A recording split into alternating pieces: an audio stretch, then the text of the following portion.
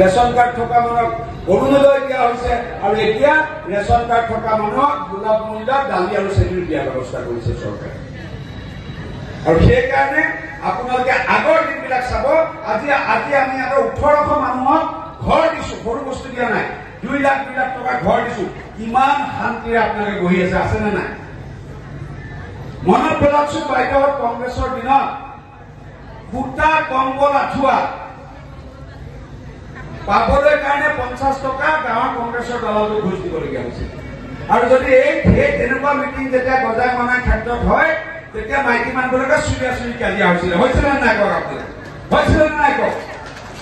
আজি 10 তাৰিখে অৰুণোদয় পইচা মেছেজত আহি যায়। আহে নে নাহে? কাৰোবাক তেল মাৰিব লাগে নেকি? কাকো তেল মাৰিব নালাগে। গতিকে এই ব্যৱস্থা অকল সম্ভৱ হয় ভাৰতীয় জনতা পাৰ্টিৰ দিনত। এই ব্যৱস্থা সম্ভৱ হয় নৰেন্দ্ৰ মোদী ডাঙৰীয়াৰ নেতৃত্বত। এই ব্যৱস্থা সম্ভৱ হয় ডক্টৰ হিমন্ত বিশ্ব শৰ্মাৰ দিনত। যদি ভুলতো নকৰে আপোনালোকে জানো, ভুলতো যদি কংগ্ৰেছ আহিবলৈ হয় গাঁৱে গাঁৱে দালালৰ সৃষ্টি হ'ব। আপোনালোকে লিখি লওক যি দালাল আহি আছে। সকলোকে মই কৈছো, কিছুমান মানুহে ভাবে যে বিজেপিটো আমাৰ অলপ দূৰৰ পাৰ্টি নেকি, অলপ দূৰৰ পাৰ্টি নেকি, ইহঁতক আমি ভোট দিলে ধৰ্মত লাগিব নেকি? এতিয়া আপোনালোকে মোক কওকচোন, কংগ্ৰেছৰ দিনত আপোনালোকক সাম্প্ৰদায়িক সংঘৰ্ষৰ বাহিৰে কি বস্তু দিছিলে নেকি? কিবা ব্লেকমেইল কৰি ভোট লৈছিলে। আজি সংখ্যালঘু মানুহেও কোনজন মানুহে ঘৰ পোৱা নাই? কোনজন মানুহে আঁচনি পোৱা নাই? কোনজন মানুহে আয়ুষ্মান কাৰ্ড পোৱা নাই? কোনজন মানুহে ৰেচনৰ কাৰ্ড পোৱা নাই? কাকো ঘুষ দিবলগীয়া হোৱা নাই। যদি সম্ভৱ হৈছে নৰেন্দ্ৰ মোদীৰ দিনত সম্ভৱ হৈছে সবকা সাথ, সবকা বিকাশ, সবকা বিশ্বাস, সবকা প্ৰয়াস। কোনো মানুহৰ অন্যায় হবলৈ দিয়া নাই। দুখীয়া মানুহৰ অন্যায় হবলৈ এই চৰকাৰে নিদিয়ে। অন্ততঃ হিমন্ত বিশ্ব শৰ্মা, নৰেন্দ্ৰ মোদী থকালৈকে নিদিয়ে। সেইকাৰণে মই আপোনালোকক অনুৰোধ জনাইছো যে এনেকুৱা মুখ্যমন্ত্ৰী, এনেকুৱা প্ৰধানমন্ত্ৰী আমাক বহুত দিনলৈ লাগিব যদি অসমখন আমি উন্নয়নৰ দিশলৈ লৈ যাব লাগে। ইতিমধ্যে যে আজি বাৰু ইয়াত ঘৰ পাবলগীয়া মানুহ কোনো নাই, ইয়াত খোৱা মানুহখিনিহে আহিছে। কিন্তু আপোনালোকে যে ঘৰটো পালে মনটোত আনন্দ হৈছে নে নাই? ভাল লাগিছে নে নাই? আজি মোদী ডাঙৰীয়া ইমান সুন্দৰকৈ আমি আপোনালোকক ঘৰ দিছে।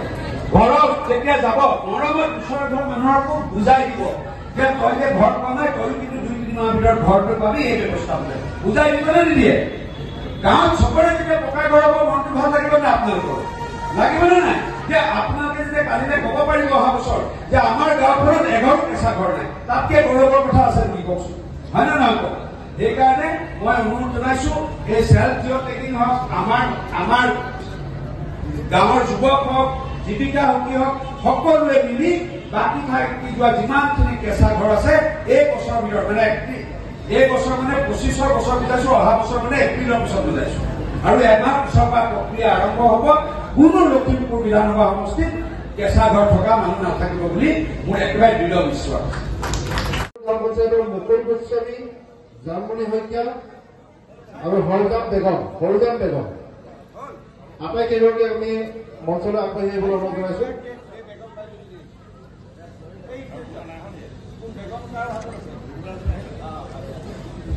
উজ্জ্বলপুৰ গাঁও পঞ্চায়তৰ সৰজাম বেগম,